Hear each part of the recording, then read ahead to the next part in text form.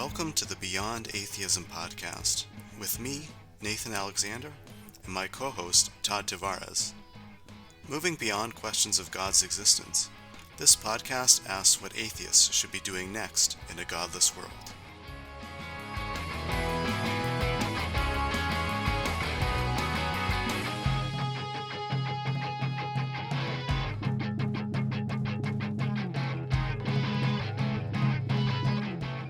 Hey Nathan. Hi, Todd. Hey, how's it going? Pretty good. Yeah, Thanks. how are you? It's great. I'm wonderful. You know, it's springtime. Everything's in bloom. There are wonderful new articles on internet magazines such as Liberal Currents. I came Yes. across one the other day about John Stuart Mill's On Liberty in the age of Yes. cancel culture and fake news. Have you seen that article at all? I saw that the other day, actually, yeah. It's Really? pretty interesting, yeah. What did you think of it? It was quite well written. Mm-hmm. Yes. Yeah, in case if you're listening, in case you Uh-huh. can't tell, Nathan Alexander recently wrote this piece, published it online back in March. So we're going to take some time to talk about that today. Get through Mill, who I assume you're a pretty big fan of. I'm a fan of Mill, yes. Yeah, and we'll have to tie this into religion and atheism at some point. Yeah. But you're taking on this is a pretty big bite, right? Yeah. This is a jump from a classical liberal writing in what 1840s, 1850s, 18 So to 1880s, On Liberty is published in 1859, like near the end of 1859, Mill's career. Yeah. and applying it, mapping it on to cancel culture and fake news today. That's a Yeah. big leap. What brought you to that? What brought you to that connection? Um, Walk us through the process, Nathan I'd Alexander. always wanted to write some article like this, just because On Liberty it's this book Mill writes in 1859, and it's one of the kind of defining arguments in favor of free speech Mm-hmm. in general. And Mill in general is sort of seen as one of the founders of the liberal tradition, we'll Mm. say. And so I wanted to sort of read his On Liberty in light of trying to think about some of the current issues around free speech we face today, about like how to regulate fake news and what to do about so-called cancel culture. I mean, I think the thing is in the article that in some cases, like Mill offers arguments that could be applicable, but in other cases, like he just doesn't foresee certain things coming out. So So I try then to take us balance back this. to 1859. What is he writing about then? What's the if you're gonna distill this for a podcast audience, what do you get from Mill's writing in 1859 in On Liberty about free speech? I think the thing to say, I guess, well, maybe just to give some background about Mill, because it's always fun to talk about his background. So he was raised. When I think of Mill, I think of fun.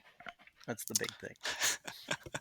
I mean, it's funny because he was brought up by his father, James Mill, who's also a philosopher, and basically with the idea of showing that through education one could sort of raise a like kind of a child prodigy. And so James Mill created this very rigorous program of education for his son, in which he read like he learned Latin and ancient Greek by the time he was 8 years old, and was like reading like Plato and Aristotle and things like that in the Hmm. original languages, and like composing lengthy treatises on this or that, like when Hmm. he's 10 years old and stuff like that.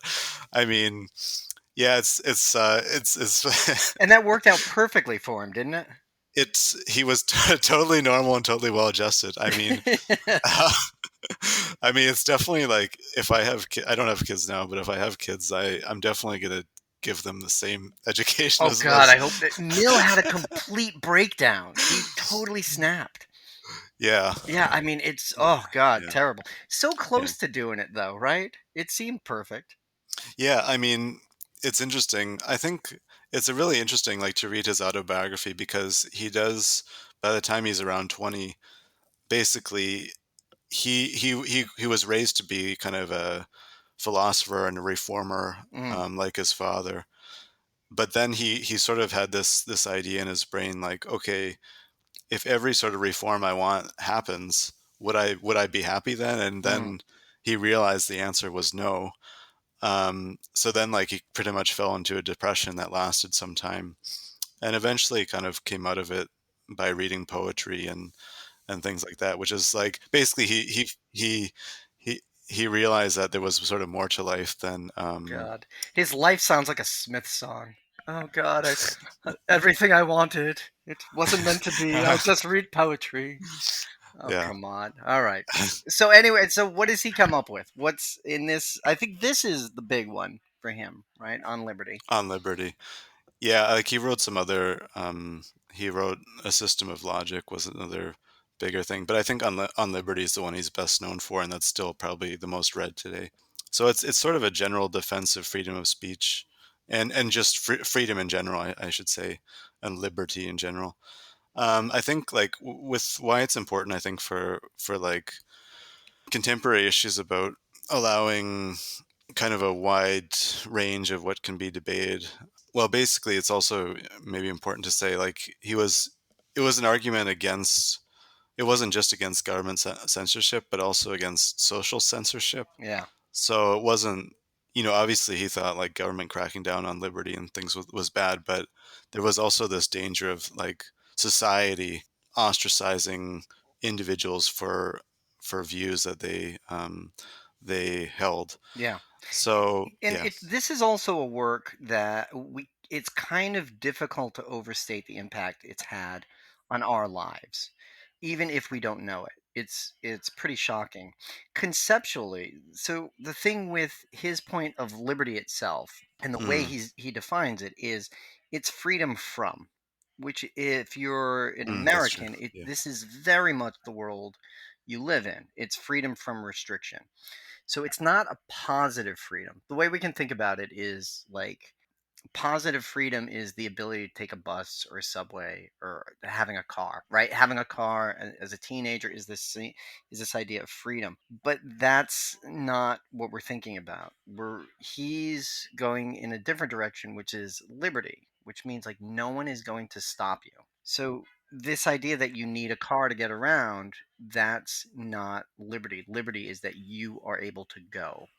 The world is open. There are no locked doors. You're able to walk out the door into the world and make your way without people blocking you. Mill's idea is that you're free from obstructions. Yeah, I think so.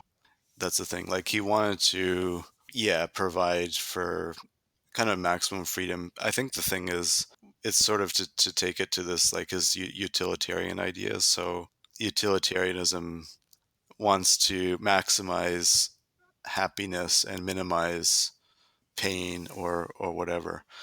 So and anyway, I think, and then like Mill saw allowing freedom as the way you can do this best, like because he thought people know best how to live their lives and so on. And you find in it you're focused in this on the freedom of speech, right? That seems to be the big one you're looking at Hmm. in. Yeah. Anyway, the main point is looking at like freedom of speech. So I think, I mean, one of the things, or the sort of the main points in the article for that is about.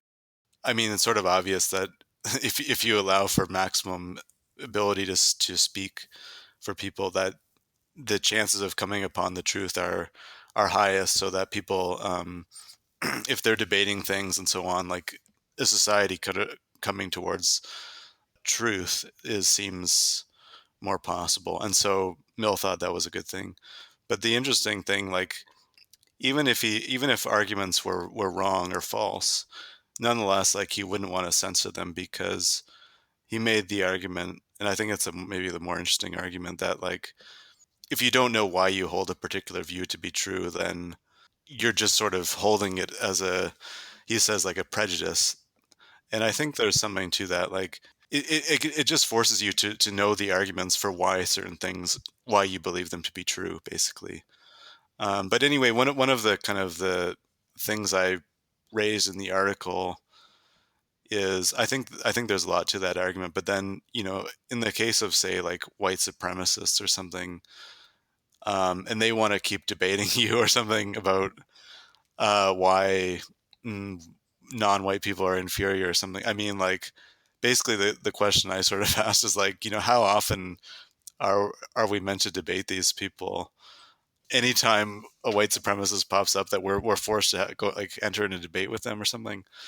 Um, Right, do it again and yeah, again and again. yeah, There's an example of this that's, I mean, it's generational now, which is the book The Bell Curve, which is this, it's pseudoscience. It argues that you can quantify measures that show that people of African ancestry are lesser mm, developed, I think, yeah, than yeah, European or people. just had lower IQ. It's is that what? Oh, okay, yeah, on the bell curve, and it's empirically wrong. It's objectively wrong.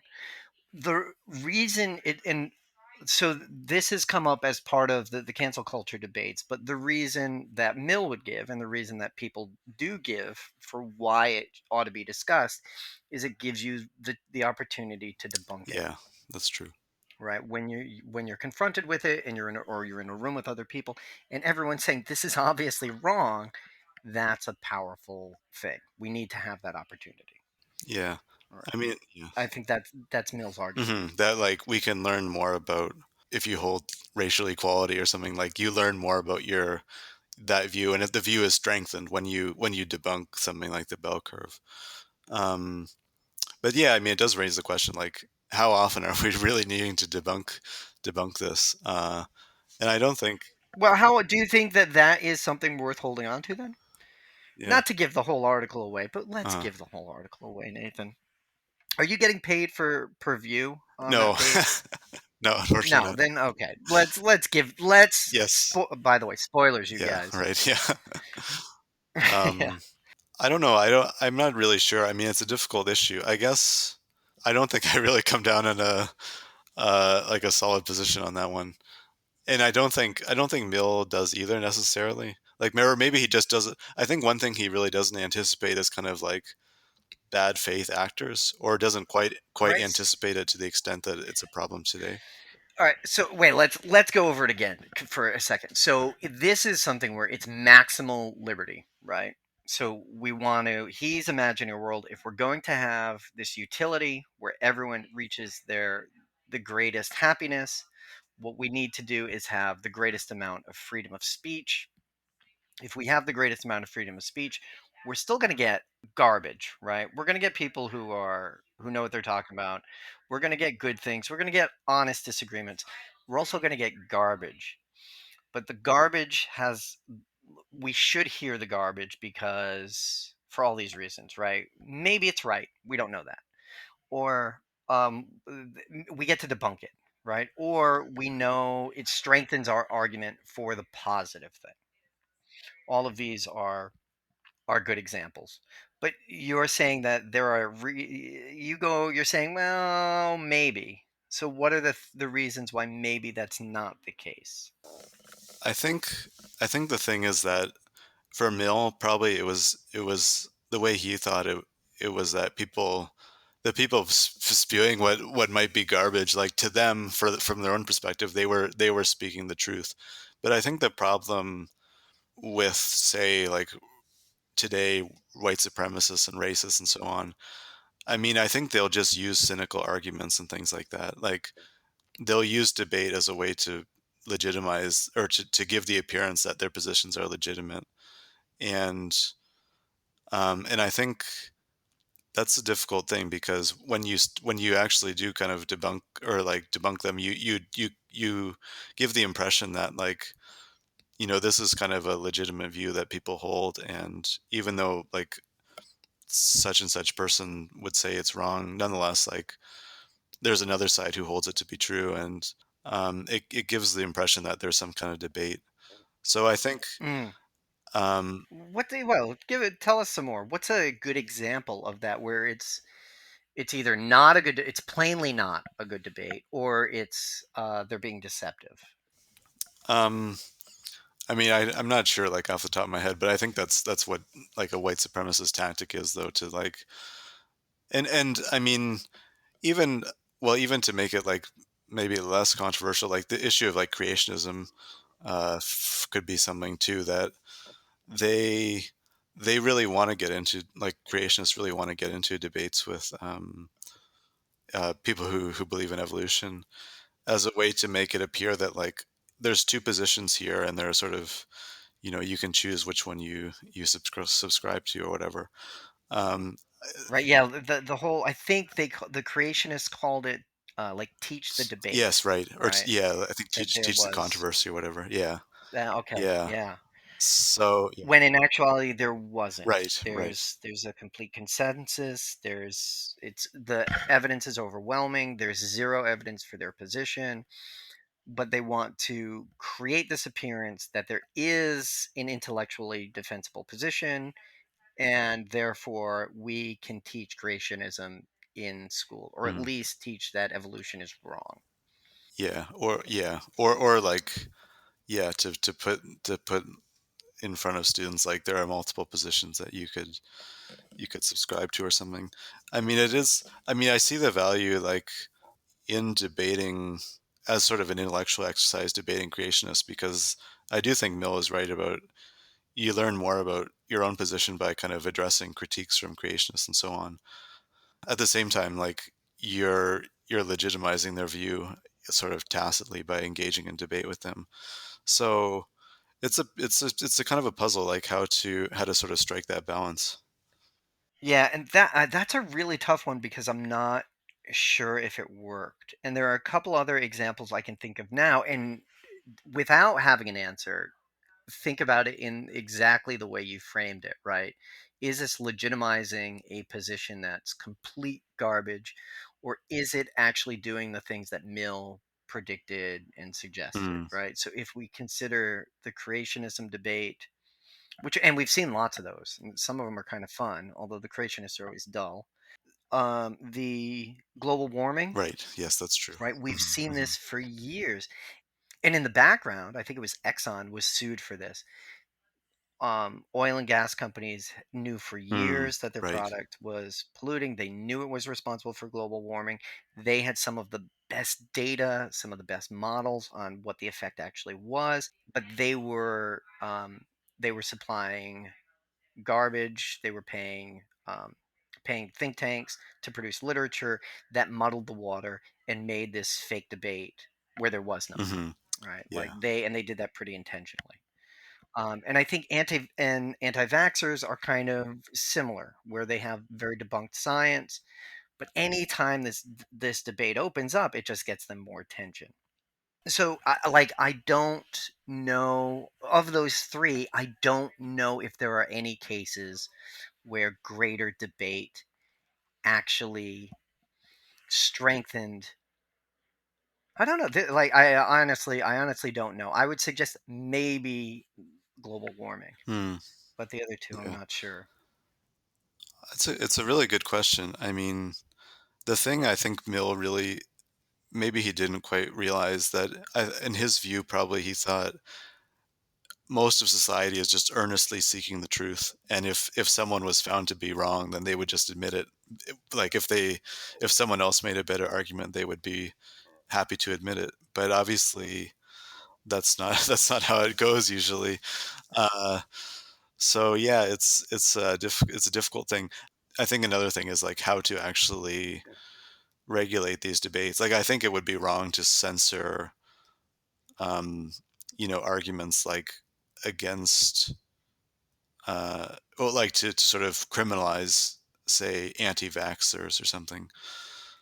But and I Well, don't know. I no. mean, even that's a like uh, a an interesting point. I mean, I guess so. Mill did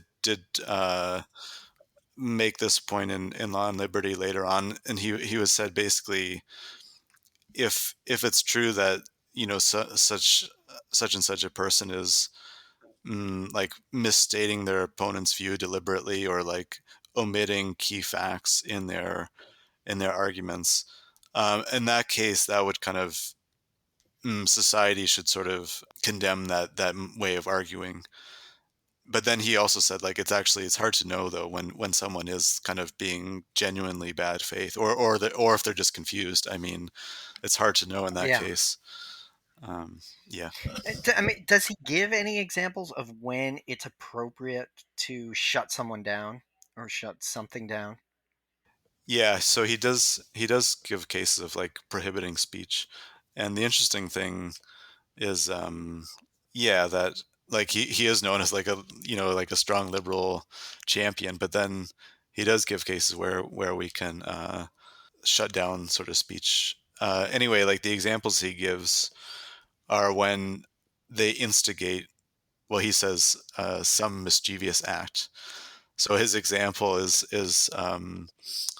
saying that corn dealers are starvers of the poor, and then like, and then This being British corn dealers, yes, meaning right, grain, exactly, sort of exactly, like, yes, yeah, grain dealers, not the right, farmers, yes, not people buying mm, it, the sort of like middlemen. yes. Yeah. So basically, he said like, okay, you could say that in the press or something, but then if you saw like an angry mob who was at the gates of the corn dealer's house, and they're just sort of like baying for blood, and then you go up and say like, yeah, like these corn dealers are starvers of the poor, um, then that's likely to instigate violence, and in that case, he would say that those people would lose their speech rights.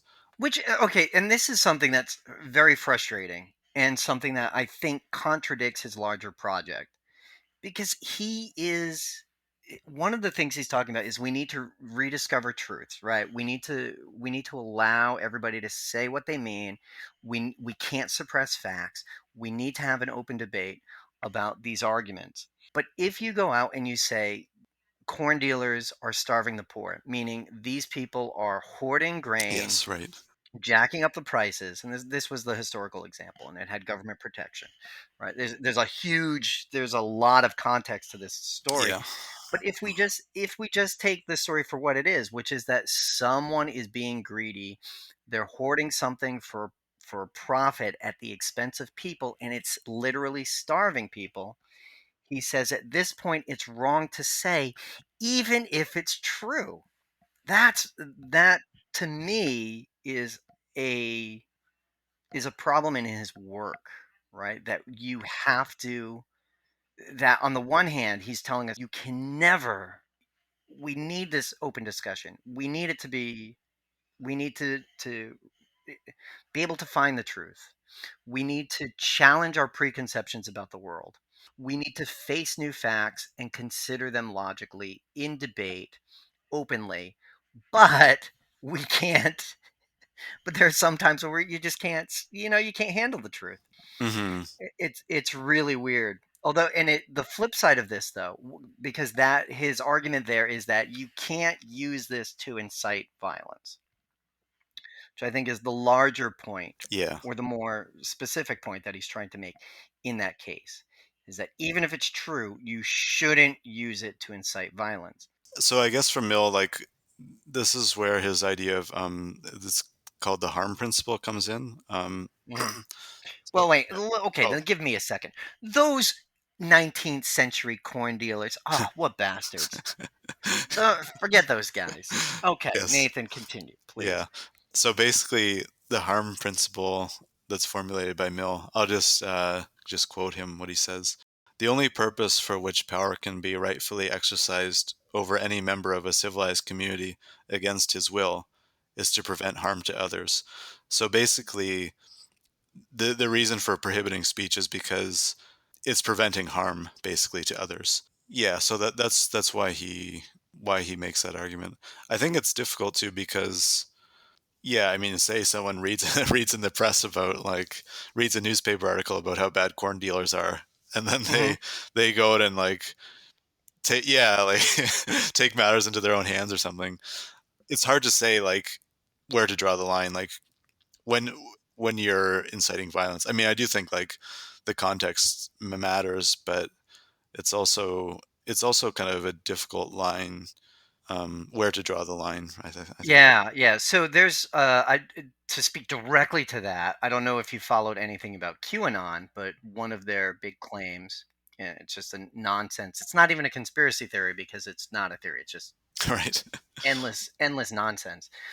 Was that there was like a pedophile ring run out of the basement of Comet Pizza in Washington D.C., and eventually one guy showed up with a gun Right. and Yes. demanded to see the basement, right? And of course, there's nothing to report there. But there are okay. So I'm going to change gears on you, Nathan, and talk about some people who do have answers about white supremacy and especially things like neo-fascism, and that's groups like Antifa or Antifa, Mm, which is a hmm. strange pronunciation. I don't Yeah. buy it, and What's the they what's the are. correct pronunciation? I It, always thought it was Antifa. It's ah, anti-fascist. That's how you get mm, Antifa. It's or anti-fascist action. If you're so, it's that's what I always thought it was. right. That's how everybody I knew said it. Interesting. But Yes. yeah, so they have a very different position, and because they're not liberals, they don't follow that classical tradition, and so there's a big challenge to that. And their position is one. I mean, the first point is this idea of freedom of speech does not exist. It's a construct. We are not empowered by God to have freedom of speech. We don't have a creator who gave us freedom of speech. That never existed until 250 years ago, right? This is something the government invented, the government attempts to protect, but it can never do so completely, right? It's a construct, and that it shouldn't be extended to everyone, especially groups that where we know how it ends. So it came out of I think the root of Antifa was in Germany, where they knew what fascism led to, right? And they're like, we're just not going to have it. As soon as this starts, we see it again and again historically, country after country. It starts with a small group saying this shit. It grows into a bigger group. That bigger group suppresses everybody else. They take power, and then we get hell on earth. And we're not going to have that. And the only time we have a chance to stop it is when it's these small groups. So they go out and contest. And this is how Antifa actually works. This is how it's worked for years. Anytime the Klan has a rally, they're there. Anytime white supremacists want to do a march down the street, they go there and confront them. And with the idea of like, you do not have the right to be here. You do not have the right to say this. A free society cannot exist with these ideas in it. And there is support for this in liberal theorization as well. And I thought I had discovered this, and I felt so clever. And my understanding of it was like, oh yeah, right. Because if one of the main points of liberalism is tolerance, and this is built into Mill's work. I think he incorporates a lot of Locke in it. Locke wrote about the importance of toleration, how we need to accept other people's views, for all of the reasons that Mill discusses. Of course, Locke had this thing where you can't tolerate atheists because Right. they're going to Yes. ruin the fucking world. So the problem with toleration is it leads to a paradox, which is that if you are a liberal society where you accept individuals and plurality, you allow difference of thought, freedom of speech, freedom of action, freedom of dress, expression, all of these things, you're going to allow people whose beliefs are that everyone should conform, everyone should be like them, or certain people should be excluded. And eventually, like these ideas are going to win out, right? Once they get a little bit, they're able to get more, and they erode a liberal democracy to the point where you end up in a totalitarian hellscape. So Karl Popper, when he wrote about this, his conclusion is that you have to reserve the right to shut this speech down. You have to be able to confront intolerance. You have to be intolerant to intolerance, which is a weird problem for any liberal society, that a liberal society must be tolerant, but it must be intolerant to intolerance, if that makes sense. So like, and that's the what where we see that most actively are groups like Antifa, right, where they are directly confronting the things that are seen as the most intolerant and the greatest threats to a liberal society. To a lesser extent, I think this is also evident in what we would think of as cancel culture, which you also write about. First of all, I think we need a definition because nobody knows. Anytime I ask anybody, nobody has any idea what cancel culture is. Tell us a bit about cancel culture. Yeah, I think it maybe even sort of arises from that same, maybe I don't know, same impulse maybe, that certain views are kind of just beyond the pale and they shouldn't be allowed.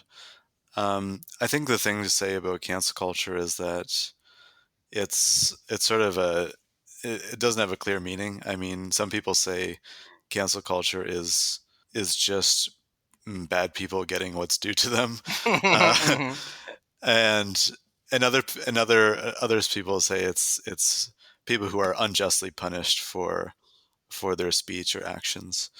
And I think there's probably some truth to both of those. That yes, like definitely there's bad people who do get punished, and they maybe like 50 years ago or something they wouldn't get punished because saying such and such thing was okay then, but it's not now. But now people have the power to actually stop them from doing it, and I think that's obviously a good thing.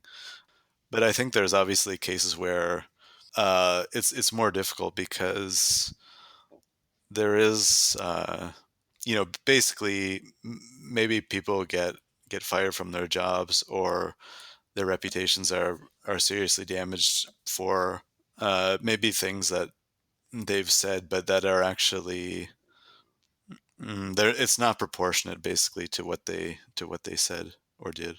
Maybe we should back it up and think about what Mill would say about this, because Mill, talking about the harm principle, he's talking about the state, he's talking about government, but he also talks about what society ought to be Yeah.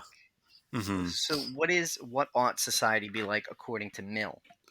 Yeah. I mean, again, like I think he wanted again like maximum ability to find out the truth through debate and discussion and so on. And so therefore he didn't want people to be sort of walking on eggshells for fear of their own reputations and so on. I mean, it's interesting because he mentions like wealthy people, for example, like they don't really need to worry about it. They can say whatever they want It's because those goddamn corn dealers again, isn't yeah, it? exactly. Yeah. Exactly. But like for Yeah. most people, obviously, like yeah, if they're need to rely on working at a job or something, as most people do, to earn their living, then there could be vulnerable to yeah, to being, well, obviously Mill didn't use this, but to being canceled. And I think, I mean, just to sort of take it to religion, I think the interesting thing is probably for Mill, maybe that was one of the things of like expressing controversial religious views was one of the things he was thinking about here. But I think, but now in our current society, it's for Mill, like religion was probably the most controversial thing, but now it's sort of in, I think, in issues about like race and gender and sexual orientation and so on, like are most controversial. I would think. Yeah. Well, I want to talk a little bit about one of the cases that you cite in in the article where someone flashed a white supremacist sign Yes. and got fired. Tell us a little bit about that and how this is cancel culture run amok. Yeah. I mean, I cited this one article from the Atlantic. I think it's they give three cases of people who were basically wrongfully fired, Mm, or whatever. I think this particular case, he was a guy. I'm not even sure what his job was, but anyway, someone spotted him like driving, and there was some kind of altercation, and basically he seemed to flash this okay sign, which yeah. these days seen as like a white supremacist symbol. But actually, I think the guy is actually Latino, and he didn't even realize that this was a white supremacist symbol. But anyway, the people who caught this picture on camera then like kind of pressured his employer to fire him, and they did. That's a difficult one because it's not like it's not a case of speech really. I mean, except in like the broadest terms. Well, okay. I gotta jump in here on this because that, yeah, like I think in that case, what had happened was he was a driver and he signaled something was okay, Ah, literally, okay, right, and it right, was like, yes, and like the person filming either a bad actor or like yeah, does not understand context, right? They're a fucking moron. So, and this is so on the one hand, this is the idea of like, okay, this is a someone is using speech that's totally intolerant, right? We need to shut it down. This is wrong, right? This is just reputational concerns. This is how we create and enforce social norms, except they're wrong-headed. Recently, there was a guy on Jeopardy who, after the when he came back the second time, he showed one finger, right? Because he had already won one time. Second time, he flashed two fingers, right? Because he won two times.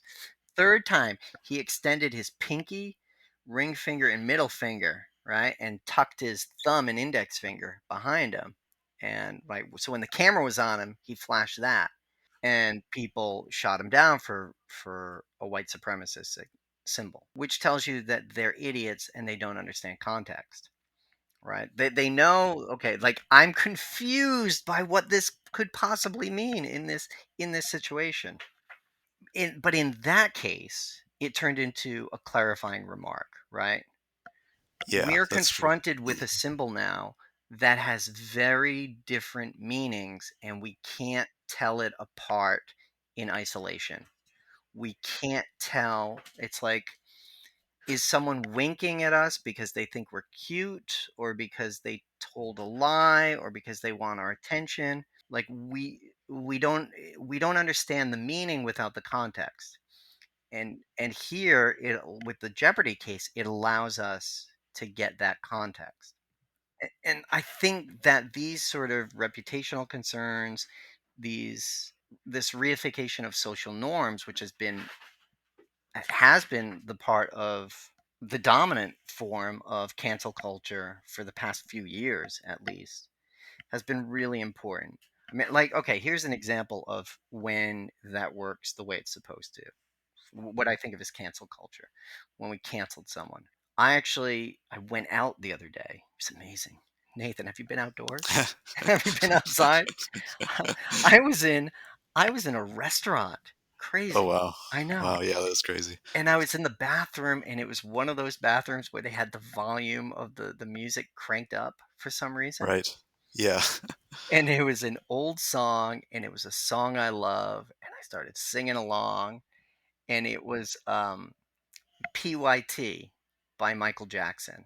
And we get to the chorus, and it's PYT, pretty young thing, and I just stopped. And I'm like, I can't. I can't do this, right? There's a reason why people turned away from Michael Jackson's work, why people stopped supporting it. And it's there's a social norm around it that we've created. Just that what he did is wrong. We don't have the power to punish him.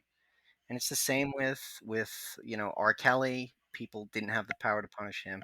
The same with Woody Allen. I have a list of Woody Allen movies that I'm gonna watch as soon as that motherfucker dies, but not before then, right? Like I'm going to have to wait to watch these movies because I don't want to support the things that he's done, right? And so this, to me, this is this part of cancel culture where it's purely reputational. It's weapons of the weak. It's society saying, people using their speech to say this is appropriate and this is appropriate. But what this individual did is not appropriate. That's vital. That's super, super important.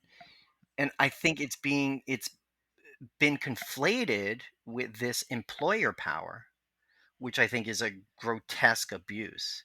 So, and I think the ones we talked about, that driver got fired. He got fired for saying something's okay. That is not the power of a YouTuber. It's not the power of a blogger. It's not the power of you and me watching this. It's not the power of you and me trying to learn to identify white nationalist symbols. This is the power of an employer punishing an employee to appease someone. Like I don't I don't understand it. I know Disney fired, I think it's Gina Carrero. I don't really know her name. I'm sorry. I don't know anything about her. I haven't seen The Mandalorian. I have seen her in Haywire, and that movie is awesome. And even though she was canceled, I can totally recommend it because she was canceled. Basic for free speech, right? Saying like right wing people are oppressed, and she used the Nazi Yeah. analogy. Yeah, I like something like they're just like Jewish people in Nazi Germany or something. It's difficult because I think there's like a lot of distinctions to draw about whether it's like someone's did a or done a criminal act, and yet there's not any way to hold them accountable like through the law. But then I think there's also like, people who just say bigoted things or something like that. I mean, I feel like the Gina Carano or This is whatever, I so think. embarrassing. We really Uh, should know her name. I We mean, have computers right in front of us, and we yeah, clearly haven't bothered yes. to look it up. No, I We're mean, the funny terrible thing is, like, people. We should get canceled. yeah, That's what it comes I would down to. like, I would never know who she was, like, had she not been canceled, which is kind of Right? ironic, I Yeah. guess.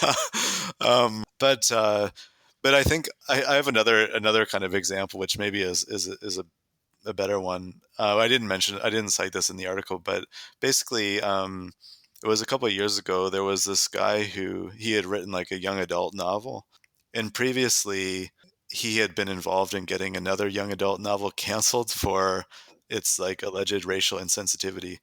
Anyway, like this author, he was an African American who was gay, and anyway, like, and I like he's written this YA or like young adult novel but he said it in Serbia, I think, like during the sort of upheaval there. And basically, there was like people were saying there were like unfair portrayals of like Muslim characters, and it was just in general like not. It shouldn't be that an American should dare to write about this situation. And then anyway, his like then sort of a Twitter mob descended on him and then got his book canceled. Like the publisher withdrew it, or maybe he even requested his publisher withdraw it. Which it's sort of interesting because, like, he had previously been involved with the same kind of thing just to another author. But I feel like I think the thing is just that it's definitely narrowing like the range of what people can say like freely without worry. I mean, I think it's okay for people to think before they speak and before they publish something and so on. But at the same time, like I think that the thing to worry about is like this chilling effect in free speech where people don't even bother kind of expressing their views for fear of getting canceled. They just assume that it's better to just not say Mm. anything. Well, yeah, and I think if you are one of the things that this ignores, and I'm gonna bring this back to Mill as well. It ignores power distinctions. That's true. If you're Yeah, in that's a good this point. like Mill's world of liberalism, his brand of liberalism, actually liberalism asserts this: we're all individuals, we're all equal, we all have equal amounts of power, and that's simply not true. And we know that this distinction exists. When we think of the reputational concerns, which I think are in play at Mill's level, right? And Mill is telling us you've got to go out there and you've got to brave this, because if you're right, you've got to put yourself out there, knowing that you're not going to go to jail, you're not going to get stoned, you're not going to get crucified. Don't worry about that. Just if you're committed to this, brave the slings and arrows and bring the people the truth. And that's okay. And we should allow that to happen in a society. The flip side is if you're bringing garbage, you have to deal with those reputational concerns. Yeah, And that's true. and Yes. that's been a big part of our society. So even the cases, there are lots of high profile cases where we can talk about this, and some of them have been about resources, where it's like if it's Ann Coulter speaking at a university and the students Mm. walk out or students protest and say like, we don't want our money spent on this. We know this case. We want fresh voices. We want new voices. We want something different. We want something cheaper. We want you to use our money in better ways. There are arguments about some of this is about resources, and some of it is just like this is not appropriate behavior. This is not like white supremacy is not welcome here. Lying about the election is not appropriate. You're not allowed to do that. You shouldn't be able to do that. It's different from the power distinction of, on the one hand, Disney firing an actress who is pretty far down the totem pole, I'm guessing, or compared to Donald Trump being allowed to say whatever he wants because he can just call in a news program whenever he wants. Those are the two extremes of power. And none of us have that. Like, I am not as powerful as Disney. I'm not as powerful as Trump. We need to keep that power dimension in mind when this is happening. Are we attacking someone's reputation, or are we trying to get them destroy their livelihood? For what? For making an okay signal symbol? Like, that you don't know. I think it's perfectly appropriate that people who have I don't know if you saw the case here. One of the people who attacked the Capitol on the attempted coup in January was got busted because he was on Bumble chatting with a lady, Oh, and right. he said, "Yeah, I did the raid on the Capitol," right? Right. And then that had consequences. He Yeah. Yeah, Yeah. he ended up in prison, and that's perfectly appropriate. hmm I think that people should have reputational damage if they say like bigoted things or something like that. Like I think, and even I don't even think it's necessarily a problem like what Disney did in firing Gina Carano or whatever her name Yeah. is. I mean, I don't think that's necessarily like a out of bounds. I think that the real problem is when people get canceled for something they don't actually even believe. Like like the okay sign guy is like that's sort of an extreme example, but there are many cases of like or one can think of like examples of people who are get labeled as like a bigot or something like that, but they don't even hold a particular view. Like I think that's the real worry. Like if you really do something and then I mean you should face the consequences if but it's like if someone wrongly kind of attributes a particular view or something to you, and then you suffer reputational damage as a result. I mean, I think that's unjust and Yeah, if not a it's good. unfair, Yeah. yeah. Yeah. And hmm there are cases like that. One of the things I like about Antifa's position, one of the things I appreciate about it, is that it allows that openness. It's one of the warnings that I think is built from Mill is that if you repress this, if you attempt to suppress it and keep it quiet, it goes into channels that you don't necessarily see and you don't understand. So like white supremacy or so something. Is yeah, that what like, you're getting? so, and the right has a lot of dog whistles that we don't necessarily understand. We don't know what's going on. The move uh, that's happened to, I think it's like Parlor and Signal, where instead of all of this being available and like that chat that came up in Bumble, instead of everything being available, it gets hidden away, and we don't want that. But we do need to be able to respond and to what is and what is not appropriate. We need to somehow address these massive power imbalances. I mean, if you go back and look at the case of someone like R. Kelly, where it's an open secret that he's going to junior high schools in Chicago, grooming girls, it's engaging in things that are very, very inappropriate, and then paying off the parents, that was known for years, right? And he's got more money, he's famous. No one's going to be able to stop him until he becomes canceled, right? Harvey Weinstein operated in exactly the same way. He was able to do exactly what he wanted until people spoke out. Were able to speak out, which is important to have that power to go out and say this is inappropriate behavior, to be able to speak the truth. So I think that aspect of cancel culture is underappreciated and ought to be celebrated. And in part, I mean, so the thing is, this is beyond atheism, Nathan. How do we fit religion or atheism into this? Why is this important for atheists to know, to think about? Why is this part of the atheist toolkit? Well, I think it's a more general thing of like what kind of world do we want to live in, or like what kind of society do we want to live in? How do we regulate things like speech? I mean, regulate as a society, but also like at the government level. Yeah, I don't know. I mean, I'm not sure like if I have any explicit way to tie it to atheism. I don't know. Do you? I'm curious what you think about religious speech. That's a good. Yeah, that's a good point. Well, I think like a current example, I guess, is like the Charlie Hebdo cartoons. I mean, I mean, that's like anti-religious speech, I would say. But what do you have in mind, Wait, like for which religious Charlie speech? Hebdo one?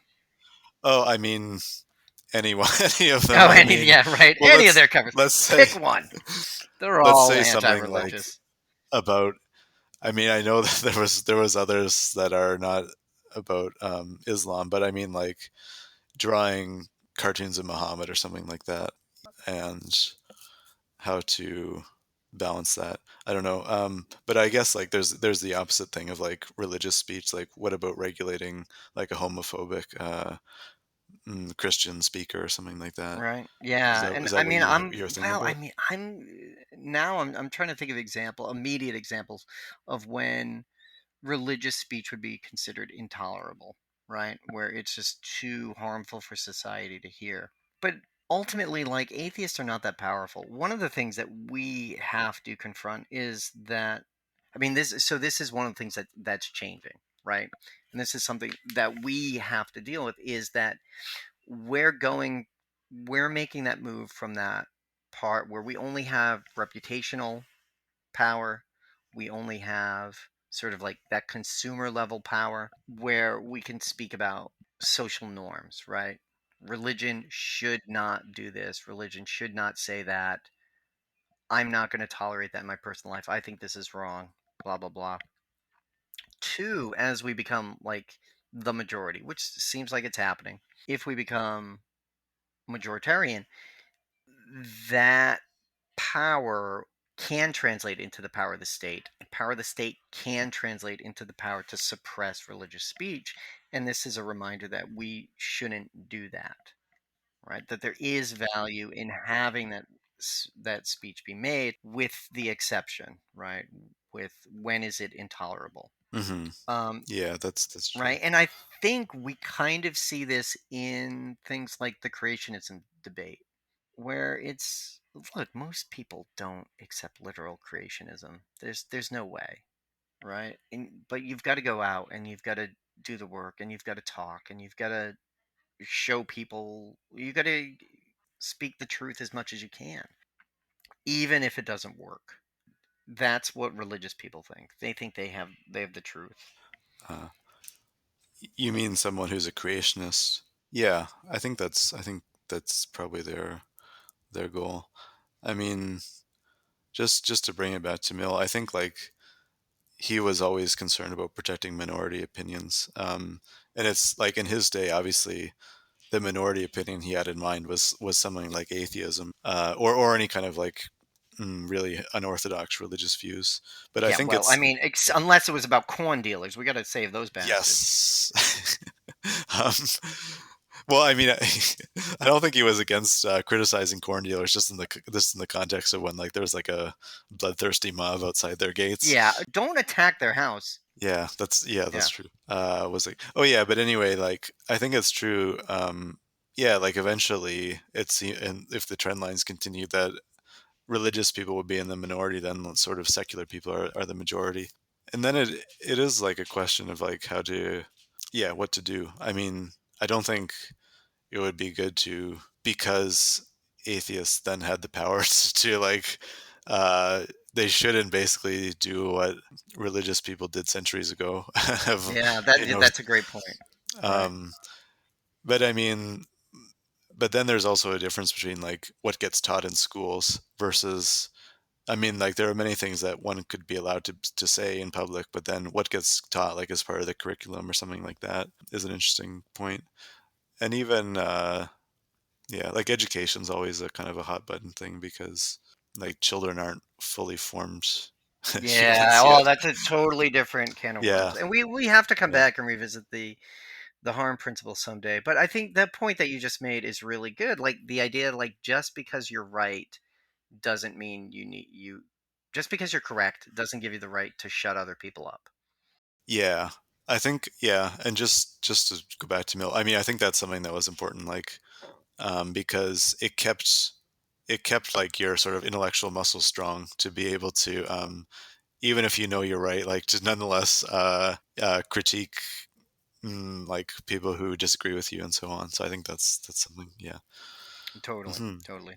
But I think it's vital to keep in mind that these like that paradox of tolerance when religion becomes that.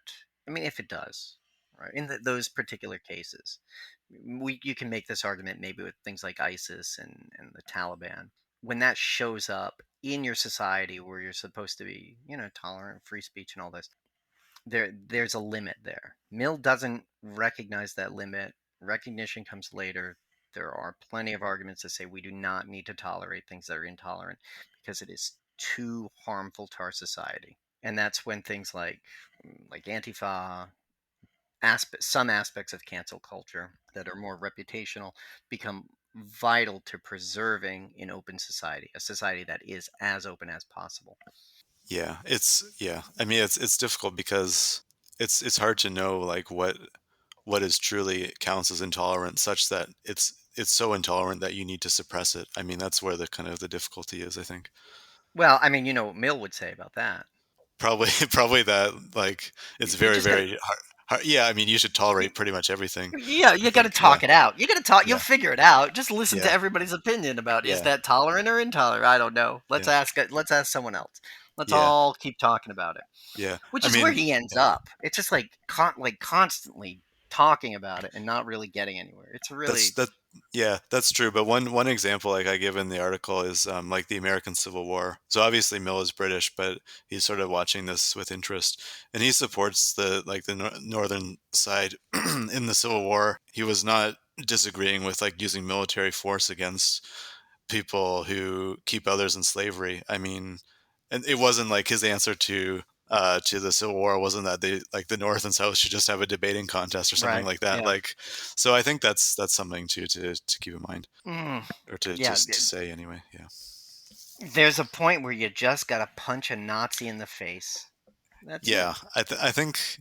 Yeah. I mean, the the the only. I mean, I agree in principle, but then the only difficulty is like how to define a Nazi, basically. I mean, but that's another can of worms. I Um, know, and it's yeah. this is and this could go on forever. Yeah. But even like doing this, this is engaging in the process that Mill is Yes, advocating, that's true. right? Yes, that's right. You've put together an interesting article. Where can people find that? It's at Liberal Currents is the platform. But anyway, I'll link it in the description. Fantastic, Yeah, fantastic. yeah, Yeah, um, mhm. man, I think I've written well, not three sentences, maybe three paragraphs in the last month. So my Medium page, nothing's Oh, right, happening. okay. No. I got mashed potatoes on the brain. Yeah, Anything? yeah. Oh, yeah. What other business do we need to attend to today? We've got to say people should subscribe and like the podcast and all that sort of stuff. Yeah, we've got a. You can push a button or ring a bell or pull a string or whatever. Like and subscribe. What else do we have? And then people, if Nathan's on Twitter. yeah, yeah, that's true. Just that also people can support the podcast financially if they are so inclined. They can go to the Anchor page, which is Anchor. Let's see, anchor.fm/beyond dash atheism. And then you can click support. And then like, if you want to support the podcast financially, you can do that. And we would be very happy if you did that. Yeah, and you should do that. Throw a couple bucks our way. Hmm. Yes. Um, That would increase the overall happiness in the world, maybe. yes, Yes. it would motivate us to do this a Uh-huh. little more. Uh-huh. No, but let's see. Well, anyway, thanks to Red Japan for another riveting Yes. performance. I think they're on Bandcamp. You can check them out. Oh yeah, right, yeah. And I guess that's it. That's everything. Yes. There we And go. we'll be back next time. We've solved another problem, Nathan. We did Yeah. it. I think yeah. We've pushed beyond atheism. We finally gave clear, accurate descriptions of everything that's happening, and we know exactly what we are. Yeah. Basically Antifa. Million Antifa. We know exactly the lines of censoring speech and not censoring them, I think. We Yes. worked it out. Yeah, it's pretty easy actually. Perfect. It's Yeah. just like whatever, like thousands of years of philosophy have been solved in an hour. That's how we Yeah. do it. All right. All right. Catch everybody next time.